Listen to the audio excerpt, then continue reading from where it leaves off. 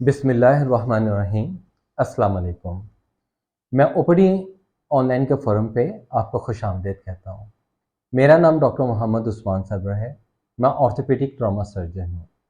इस फोरम के अंदर हम मुख्तलिफ बीमारियों के बारे में जानकारी देते हैं ताकि हमें अपनी बीमारी के बारे में बेसिक आगाही हो और हमें पता हो कि उसकी क्या तहफ़्फ़ुज़ किया जा सकता है और क्या उसकी ट्रीटमेंट ऑप्शंस अवेलेबल होती हैं। आज हम जिस चीज़ के बारे में करेंगे जो कि एक बड़ी कॉमन चीज़ है, हाथों का सुन्न होना। द मेडिकल लैंग्वेज में उसे कार्पल टनल सिंड्रोम कहते हैं। कार्पल टनल सिंड्रोम में क्या होता है? आपने अक्सर खुद ज़िंदगी में महसूस किया हो या अपने फैमिली मेंबर्स को या दोस्तों को देखा होगा, तो वो कहते हैं कि मेरे हाथ सुन्न होना शुरू हो जाते हैं और स्पेशली रात के वक़्त ये मसला ज़्यादा आती है, हाथों में झनझनाहट होती है, लोग सोए उठ के हाथ को यूँ झरकते हैं और कई लोग जब ज़्यादा हाथ सुन्न हो रहे हैं तो लाशौरी तौर पे सोए हुए बेड के नीचे अपना हाथ को लटका देते हैं। जब ये अलामत ज़्यादा बढ़ना शुरू हो जाती है, तो आप फ़ोन सुन रहे हैं तो आपके हाथ सुन्न होना शुरू हो जाते हैं, तो रिपीटेडली आप अपने हाथों को चेंज करते हैं। कार्पल टनल सिंड्रोम बेसिकली होता क्या है? ये एक नस का सुन्न पड़ने का अमल है। हमारे हाथ के अंदर अगर आप गौर से देखें तो अंगूठे के साथ एक मसल्स है और छोटी उंगली के साथ एक मसल्स है। इन दो पिलर्स के बीच में जो गैप है, यहाँ पे एक एहसास की नस आती है जिसे मीडियन नर्व कहते हैं। जब इसके ऊपर प्रेशर आना शुरू हो जाता है तो हमारी 3 उँगलियाँ यानी कि अंगूठा, शहादत की उँगली, दरमियान वाली उँगली और रिंग फिंगर का अंगूठे वाला हिस्सा सुन्न होना शुरू हो जाता है। तो जब इस नस पे ज़्यादा प्रेशर पड़ता है तो शुरू के अंदर एहसास के कंपोनेंट सबसे पहले आता है कि सुइयाँ चुभना, झुनझुनाहट का आना। जब ये प्रेशर एक हद से ज़्यादा बढ़ता है तो हमारे मसल्स वीक होना शुरू हो जाते हैं, हाथ के छोटे मसल्स, जिसकी वजह से ग्रिप पकड़ना और चीज़ों का गिरने का अमल शुरू हो जाता है। कार्पल टनल सिंड्रोम की वजूहात क्या है? अगर हम वजूहात को देखें तो ये 2 तरह की हैं, एक रिवर्सिबल, एक जिसकी ट्रीटमेंट की ज़रूरत है।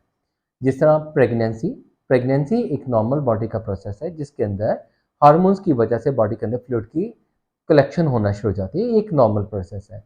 जब ये जगह यहाँ पे नस है, एक टाइट सी कनाल है जिसमें से नस गुजरती है, यहाँ पे जब फ्लूइड आएगा तो उसके नस के ऊपर दबाव डालेगा। इसी तरह कुछ लोगों के अंदर गले का गदूद जो थायराइड है, अगर वो कम काम करे तो उसकी वजह से भी बॉडी के अंदर फ्लूइड जमा होना शुरू हो जाता है। कुछ लोगों में ऑटोइम्यून डिजीज जैसे गेंठिया रूमेटाइड आर्थराइटिस आता है, उसके अंदर भी यहाँ पट्टों के इर्द झिल्लियों का वर्म या जोड़ों के टेढ़ा होने का अमल की वजह से भी नस पे दबाव आना शुरू हो जाता है। एक रेयर केसेस होता है जब किसी बंदे को खुदा न खासा किसी फ्रैक्चर की वजह से, कलाई के फ्रैक्चर की वजह से हड्डी का टूटा हुआ कंपोनेंट आगे की तरफ आए तो वो भी नस को बहुत ज़्यादा दबाना शुरू कर देता है। कार्पल टनल सिंड्रोम की तशखीस कैसे की जाती है? पहली तो ये हिस्ट्री के हाथ सुन्न होना शुरू हो जाते हैं।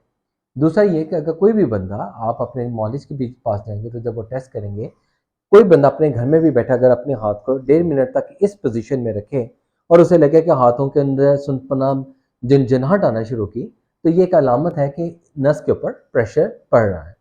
जब आप अपने मालिज के पास जाएंगे तो वो आपकी हिस्ट्री लेगा, आपके कुछ मेडिकल टेस्ट्स को एडवाइस करेगा और कुछ आपके ब्लड टेस्ट एडवाइस करेगा। इसके अलावा जैसे प्रेगनेंसी है, ये एक नॉर्मल प्रोसेस है, तो इसके अंदर हर एक अंदर में मेडिकल ट्रीटमेंट या ड्रग्स देने की ज़रूरत नहीं होती। जैसे कि आपको पता है कि हमल के अंदर खुद से दवाइयाँ लेना एक सही सेहतमंद बात नहीं है आने आने वाले बच्चे के लिए। तो रिस्ट ब्रेस पहनते हैं। रिस्ट ब्रेस क्या होती है कि फोम के अंदर एक मेटल बार आती है और वेलक्रो के स्टेप्स के साथ लगी होती है जो कलाई को ये बेंड होने से रोकती है। स्पेशली ये रात के वक्त ज़्यादा पहननी चाहिए ताकि सोए हुए लाशोरी तो पे भी हाथ बेंड हो तो हमारी इस नस पे दबाव ना आए। तो जब प्रेगनेंसी की दफ़ा ओवर हो जाती है तो इंसान पहले वाली हालत में आ जाता है, तो इसे फर्दर किसी मेडिकल ट्रीटमेंट की ज़रूरत नहीं पड़ती। गेंठिया, तो उसका प्रॉपर इलाज करें, उसके अगर जोड़ के वर्म्स बेहतर हो तो उससे भी बेहतरी आती है।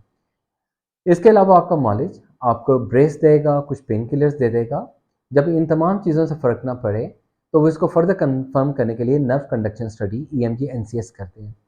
अगर इसके ऊपर बहुत ज़्यादा प्रेशर आ रहा हो तो मॉडरेट फेज के ऊपर समटाइम्स हम यहाँ पे एक इंजेक्शन लगाते हैं ताकि यहाँ की सोजिश कम हो और ये बेहतर हो जाए।